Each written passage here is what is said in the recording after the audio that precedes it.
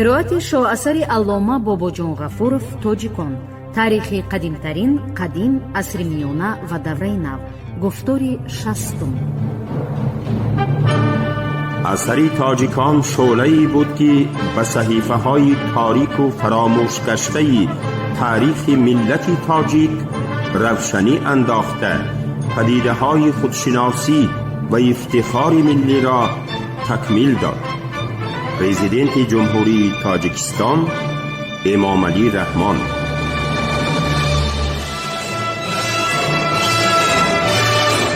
انجام پروسس تشکل خلق تاجیک و سازمان دولتی او، دولت طاهریان، صفاریان و سامانیان، عصرهای 9 و 10.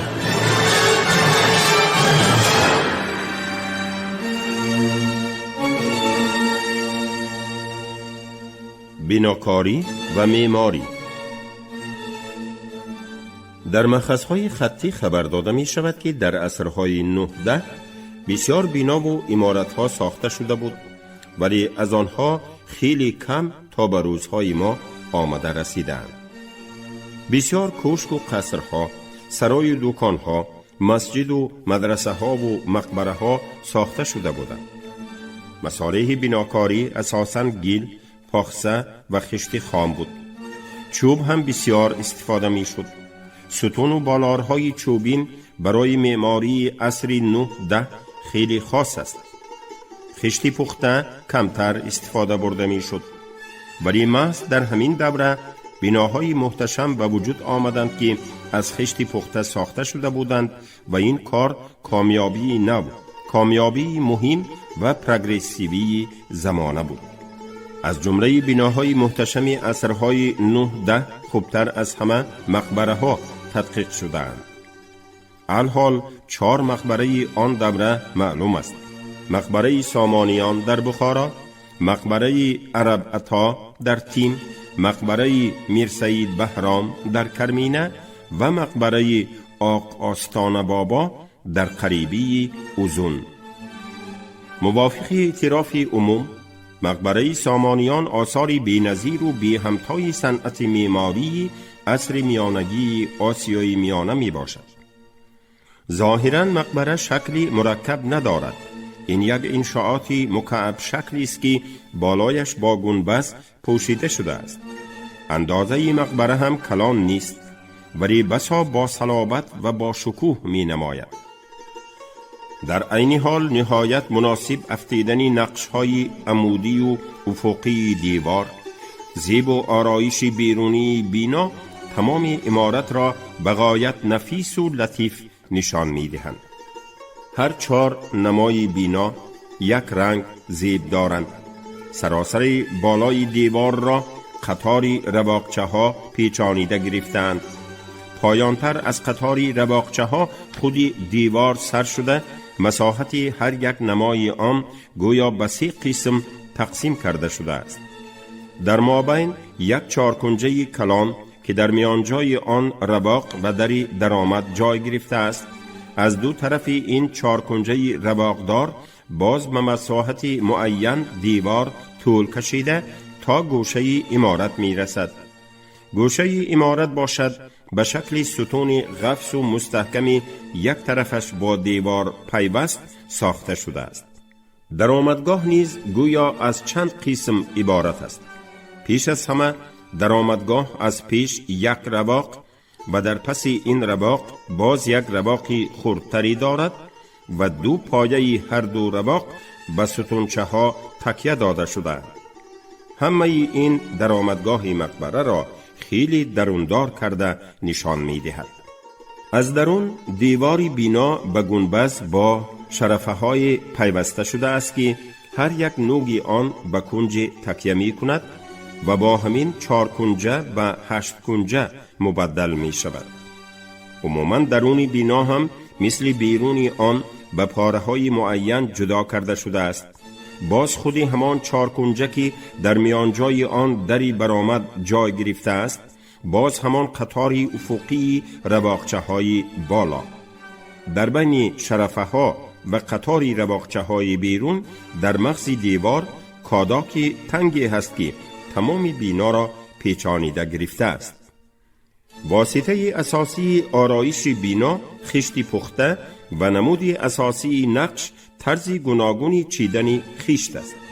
نقشی که در نتیجه به طرز گوناگون چیدن خشت پیدا شده است بسا عادی و در عین حال خیلی زیبا و شینم است. تقریبا هر یک جزئیات طرح و لایحه و نقش و نگاری که در مقبره سامانیان هست در صنعت معماری قدیمتری سوخت هم به خود یک شبیه دارد. مقبره سامانیان گویا مجسمه رونق و رواج صنعت چندین عصره معماری بوده تمام کامیابی های آن را در بر گرفته است. در عین حال خشت پخته به واسطه اساسی بناکاری و آرایش تبدیل یافته برای معماران امکانیت های نو فراهم آورد و معماران چنین امکان را با مهارتی تمام استفاده بردند. مقبره سامانیان در آخر عصر 9 و اول 10 بنا شده بود. مقبره عرب عطا باشد موافق خط دیواری خودی مقبره در سال 977-78 ساخته شده است. چطوری می‌بینیم سنه عمارت آنها فرق کذایی ندارد، ولی در همین مدت کوتاه هم جستجوی جدی افکار معماری باعث پیدایش شکلی نوی مقبره گردید که آن را مقبره پیشتاقی گنبزی می نامند. مقبره عرب عطا هم بینای مکعب شکل گنبز پوش است، ولی فقط از یک طرف درآمدگاه دارد و طرفی درآمدگاه با پیشتاقی بلندی محتشم زینت داده شده است که قد آن از قد دیوار هم بلند بوده، حتی قسم زیادی گنبز را هم پناه کرده است. پیشتاق سراسر با نقش زیبایی برجسته آرا داده شده است که آن پیشتاق را هم با حشمت و هم نظرربا نشان می دهد. در بالای درآمدگاه تاقچه های آرایشی به نظر می رسند. طرح درونی مقبره را هم اساساً به 3 پارچه تقسیم کردن ممکن، یعنی سطح خودی دیوار، قسمی طرف و بعد آن خودی گنبز. لیکن طرف این مقبره ساختی دیگر دارد و آن 2 قبطه می باشد. برای آرایش مقبره مصالح و واسطه های گوناگون را کار فرمودند. در آرایش این مقبره هم اصولی با چیدن خشت نقش پرتافتن و هم گچکاری و هم گل پرتایی با خشت‌های صیقلی و هم ثبت کتیبه در زمینه نقش اسلامی و غیره استفاده شده است. عموماً در ساخت و نقش و نگاری این مقبره هم علامت‌های معماری قدیمی سغدی را دیدن ممکن است، ولی بیشتر از آن نشانه‌های نو به نظر می‌رسند که بعدتر خیلی تکمیل یافته در آثار معماری عصرهای 11-12 روشن مجسم می‌گردند. تحلیل تناسب این 2 مقبره نشان داد که آنها از روی لایحه پیشکی ساخته شده اند و ذاتاً هر یک اندازه آنها به نسبت معین موافقت می‌کنند و آن نسبت طرفهای 4 کنجه به دیاگونال آن است. این قانونیت ریاضی در بسیار عمارت‌های با شکوه با مهارتی تمام مجسم گردیده نمود زیبا و متناسب عرب عطا و علل خصوص مقبره سامانیان را تأمین نموده است. در این دوره نمود حولی‌های فیادالی هم دیگر شده، جهت استحکام آن یعنی جهت مدافعوی آن به مد ثانی گذشته، جهت آباد و براحت بودن آن به مد اول می گذرد. یکی از چنین حولی ها حولی قرقیز می باشد که در ترمیز واقع است. حولی از خشت های کلان خام و از خشت های مقرری پخته ساخته شده است.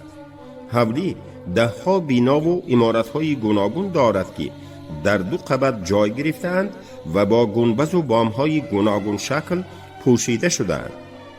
طرح قرقیز نیز 4 کنجه مکعب است و در هر گوشه اش برجی دارد، ولی دیواری حولی نه آن دیوارهای پیشتری رخنه ناپذیری غفص است.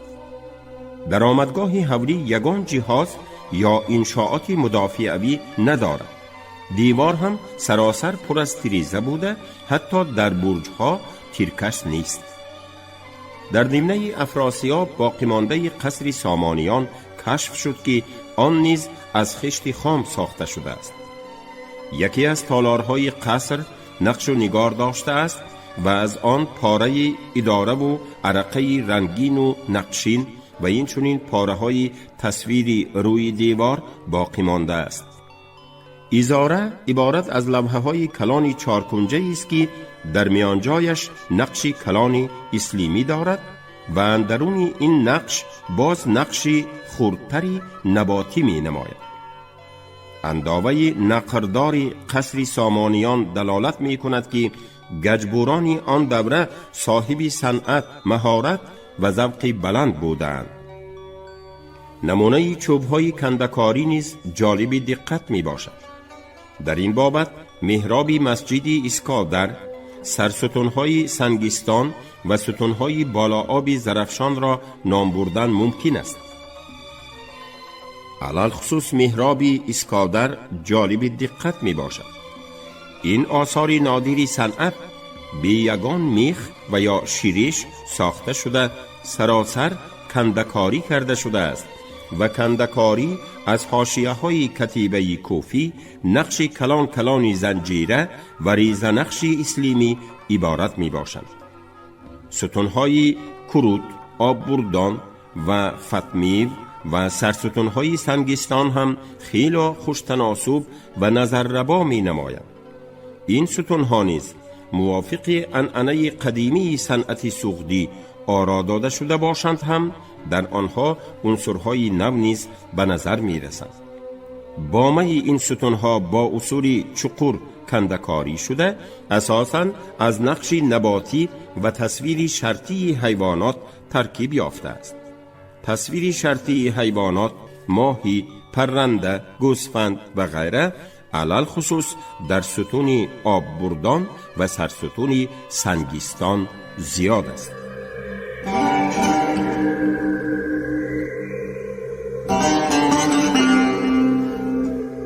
اثری تاجیکان شعله‌ای بود که به صحیفه‌های تاریک و فراموش گشته تاریخ ملت تاجیک روشنی انداخته پدیده‌های خودشناسی و افتخار ملی را تکمیل داد. پرزیدنت جمهوری تاجیکستان امام علی رحمان.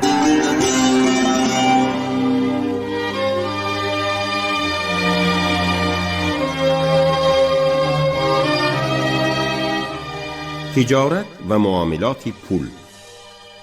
کلانترین شهرهای آسیای میانه در عصرهای 9-10 مرکزهای تجارتی داخل ولایت‌ها، بین ولایت‌ها و بعضی آنها مرکز تجارتی بین مملکت‌ها بودند. ولی تجارت نه فقط در این گونه مرکزهای سودای و هنرمندی رونق و رواج داشت، بلکه این چنین در بسیار دهه‌ها نیز، علل خصوص در جایی که این یا آن نمود کسب و هنر پیشرفته باشد، خیلی انکشاف یافته بود. در این بابت معلوماتی که نرشخی درباره دهه‌های اطراف بخارا آورده است جالب دقت می باشد. در این دهه‌ها هفته یک بار روزی بازار می شد و در این روز مردم زیاد جمع می آمد. در بعضی دهه‌ها بازارهای سالانه هم می شد که 10 و حتی 20 روز دوام می کرد. با این گونه بازارهای سالانه از جایهای دور نیز تاجران می آمدند و نه فقط برای تأمین احتیاج خود، بلکه اساساً برای فروش مال بسیاری می خریدند، زیرا مال این دهه‌ها خصوصاً گزوارهای آنها بیرون از خاک آسیای میانه هم نقص به فروش می رفت. سوداگران کلان خودی این دهه‌ها هم به اندازه زیاد تجارت می کردند. درباره وضعیت، درجه رونق و رواج و بعضی خصوصیت‌های سودای داخلی آن وقته، تنگه‌های آن دوره‌ها، خواجگی مکمل پولی و خصوصیت عمیق و دقیق تاریخی معاملات پولی مدرکات پرارزش می‌دهد. تنگه‌های طلا، دینارها در دوره سامانیان خیلی بسیار برآورده می‌شد، ولی مقداری بیشتری آنها را بیرون از حدود آسیای میانه سکه می زدند. سکه خانه های آسیای میانه باشد فقط گاه گاه دینار می برآوردند. ولی دیگر جهتی این مسئله جالب دقت است. موافق خبری مأخذهای تاریخی این دینارها به قیمت مال راه داشتند، یعنی مثل تنگه دانه دانه کار فرموده نمی شدند، بلکه فقط ارزش وزن آنها به نظر گرفته می شد.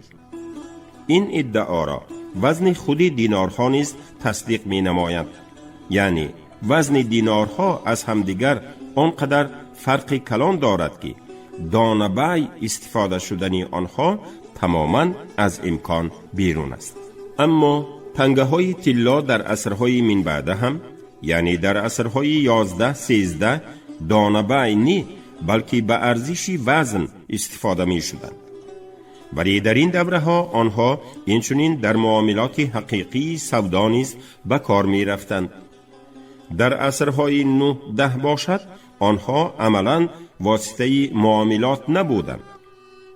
در آمد گپ گفتن لازم که استخری هم درباره تنگه های بخارا سخن رانده می نویسد که در بخارا با دینار تجارت نمی کنند. ابن فضلان هم که سال 921 به بخارا آمده بود و به تدقیق پلهای بخارا مراق کلان داشت و آنها را خیلی مفصل تصویر کرده بود، دینارهای طلایی را حتی نامبر هم نمی کند. از افتکار دینارهای طلا فقط وسیله اندوخت بودند، یعنی آنها را جمع کرده در خزینه نگاه می داشتند. اگر درجه نرخ‌های آن دوره و مقدار تجارت را به نظر گیریم، حتی کلانترین خرید و فروش را با پول نقره با درم‌ها انجام دادن ممکن بود.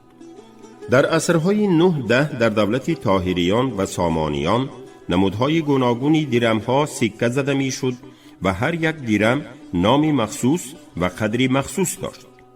از عصر 9 علال خصوص از عصر 10 سر کرده سکه منتظم درم‌های عمومی دولتی نقره آغاز یافت. در این درم‌ها یگان رسمی نیست، فقط خطی عربی کوفی هست و بس. در عصر 10 این تنگه ها را از نام اسماعیلی سامانی تنگه های اسماعیلی می نامیدگی شده. عجایبش همین که تنگه های اسماعیلی در خود آسیای میانه کم یافت شدند، حالان که در اروپای شرقی و در ناحیه های نزد بلتیکا صدها گنجینه های پولی این گونه درم ها به دست آمدند. از این برمی آید که پولهای اسماعیلی پیش از همه واسطه تجارت بودند، گرچند در حیات اقتصادی داخلی مملکت هم مقام معینی داشتند. تدقیق ترکیب نقره آن و وزن آن ادعای بالایی ما را تصدیق می نماید. اولها معیار آن عالی و وزن هر یک تنگه انیق بود و این نشان می دهد که پول اسماعیلی در داخل مملکت چون واسطه معاملات باید دانه‌بای به کار می رفت و در واقع چنین هم بود. وقتی معلوم شد که اکثری تنگه های اسماعیلی از دو سر به خارجه می روند و در خارجه باشد تنگه ها نه دانه‌بای بلکه از روی وزن خود استفاده می شوند، به این سبب حکومت سامانیان قرار داد که سکه آن را کم خرج و آسان تر کند. در واقع 30 سال هم نگذشته وزن درم های اسماعیلی تماما دیگر شد و وزن تنگه ها از هم دیگر تفاوت کلان پیدا کرد. این چنین ترکیب پول نقره هم تغییر یافت. این گونه تنگه ها در داخل مملکت دانه‌بای استفاده شده نمی توانستند و این بی‌واسطه نباشد هم روشن نشان می دهد که درم های اسماعیلی در سودای داخلی موقعی کذایی نداشتند.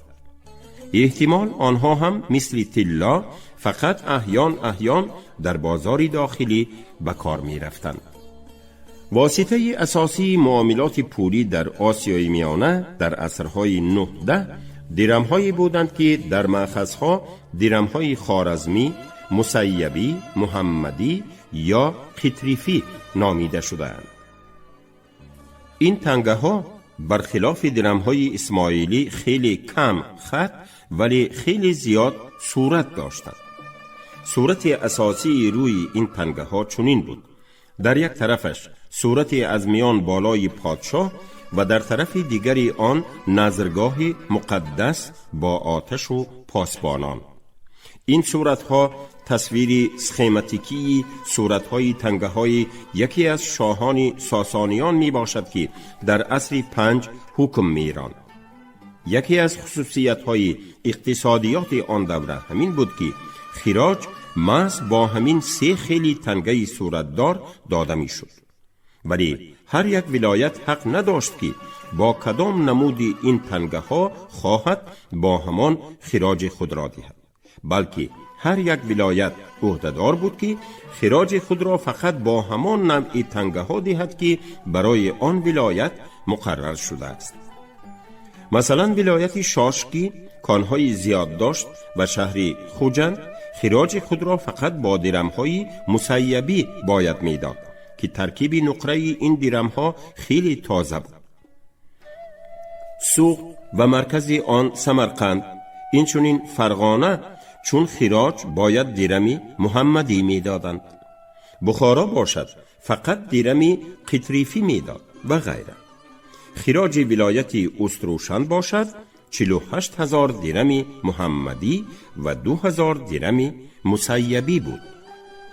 از این می براید که این 3 نمودی درم از همدیگر فرق کلان داشتند، وگرنه هر یک ولایت می توانست خراج خود را به همان درمی دهد که می خواهد. در بابت فرق درم ها 2 عقیده هست. موافق عقیده یکم فرق درم ها فقط در خط عربی آنها می باشد. موافق عقیده دویم باشد فرق در ترکیب آنهاست. عقیده دویم را بعضی مأخذها هم تصدیق می کنند. مسیبی از نقره خالیص سکه زده می شد و بیهوده ابن حوکل نیز ننوشته بود که مسیبی گنجینه آنهاست. استخری راجع به درم‌های محمدی می نویسد که ترکیب آنها آهن، مس، نقره و غیره داشت، یعنی این تنگه ها از نقره خالیص نبودند. تنگه های قطریفی فقط از برنجی سکه زده می شدند. از این رو قرب آنها نیز هر خیل بود، یعنی به درم مسیبی از همه زیادتر و به درم قطریفی از همه کمتر چیز فروخته می شد. ولی یکی از خصوصیت‌های عجایب معاملات پوری عصرهای 9 و 10 این است که هر 3 تنگه نام برده از تنگه نقره دولتی اسماعیلی به قربتر به حساب می رفتند. یعنی حتی تنگه برنجی قطریفی از تنگه اسماعیلی به قربتر حساب می شد و به آن بسیارتر چیز خریدن ممکن بود. در سودای چکنه پولی سیاه یا خود فلوس به کار می رفت. مقداری معینی فلوس با یک تنگه نقره برابر کرده می شد، ولی این مقدار در هر جا هر خیل بود. مثلا در بخارا یک تنگه نقره 24 فلوس بود. فلوس عادتاً در خود حدود ولایت به کار می رفت، ولی عملاً از حدود ولایت بیرون هم استفاده می شد، لیکن در این صورت قرب آن اندک پست می گشت. چنانچه در خود همان سال 921 در بخارا به یک فلوسی سمرقند فقط از 2 حصه آن چیز را خریدن ممکن بود که به یک فلوسی بخارا به فروش می رفت. خصوصیت معاملات درم‌های مسیبی، محمدی، قطریفی و فلوس دلالت می نماید که حتی در عصر 10 در عهد دولتی به طور کافی متمرکز سامانیان، آسیای میانه از جهت اقتصادی یک چیزی تام نبود. حدود ولایت‌های علاهیده اقتصادی روشن نمایانند که هر یکی صاحبی بازار خود بودند. این بازارهای ولایتی بر رونق و رواج روابط تجارتی نگاه نکرده مدت محدودیت خود را پایدار داشتند و حتی صاحب پولی مخصوص خود هم بودند. به این سبب حکومت مجبور بود که این خصوصیت و عنعنه ها را به اینابت گیرد. در این دوره روابط تجارتی ماوراء النهر با شرق و غرب علال خصوص با مملکت‌های شرق نزدیک با کوچمنچیان شمال و شرق خیلی اوج گرفت. انواع مالی تجارت که ماوراء النهر می برآورد نیز خیلی زیاد شد. اکنون بیشتر مالهای به فروش می رفت که برای استعمال شخصی مردم و برای احتیاج کسب و هنر لازم بودند. راه کاروانگذر بین شرق نزدیک و خیتای از ماوراء النهر می گذشت.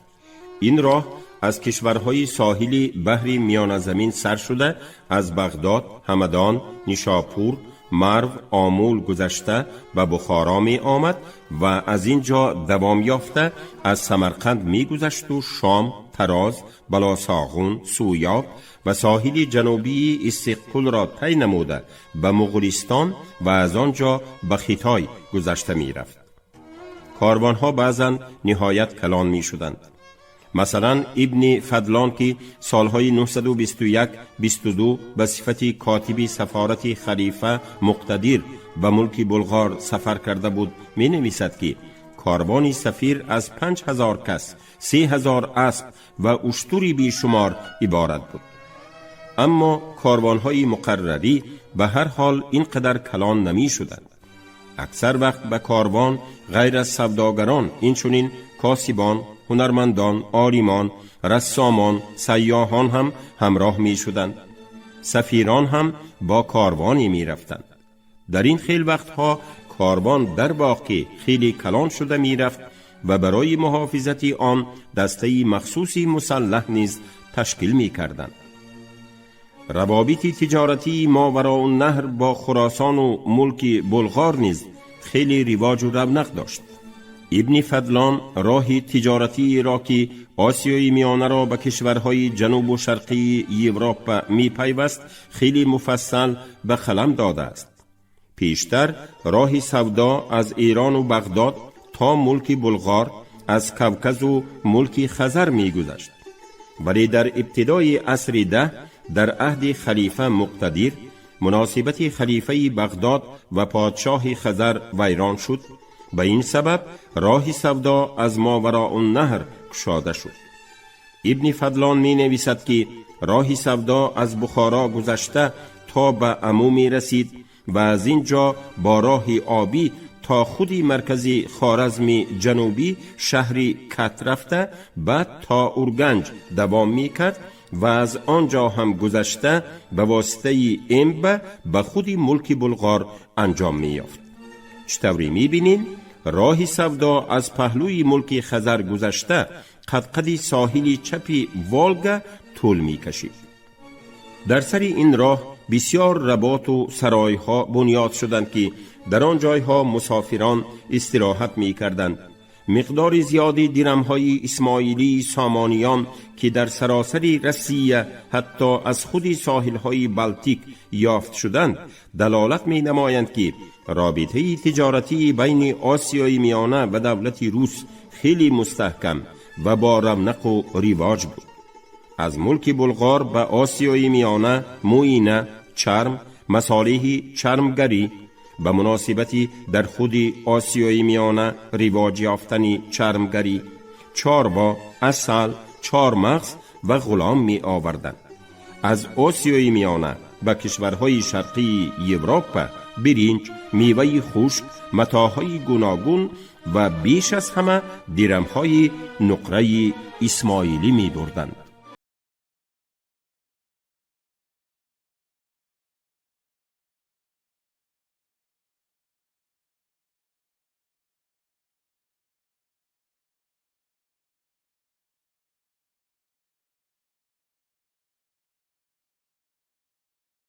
باباجان غفورов тоҷикон шунидед.